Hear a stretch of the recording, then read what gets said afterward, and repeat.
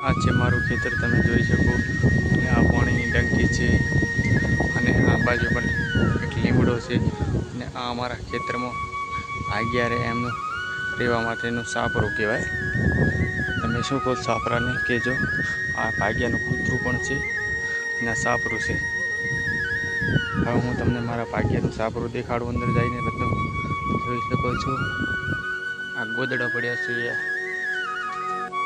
પછી આ બાજુ ડોલ છે, આ બાજુ ચૂલો છે અને સાપરું જોઈ શકો છો. અને છાપરાની બારે ભેંસો પણ ઊભી છે, જોઈ શકો છો. આ 3 પાડીઓ ઊભી છે, ખડ ખાઈ રહી છે લીલું.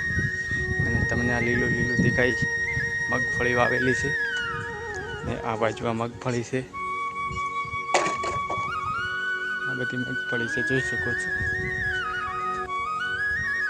મગફળી કેવી છે કામેન્ટ કરજો. સારી હોય તો લાઈક કરજો. હવે હું તમને મારા હિયારું ભેંસાને ભારા કરે છે એ તમને દેખાડું.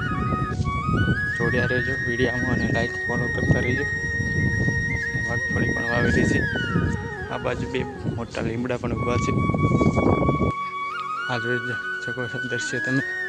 બારેથી આવી દ્રશ્ય લાગે છે. મોટું ઝાડ ઊભું, એની 3 પાડીયા ઊભી છે અને સાપરું જોઈ શકો છો.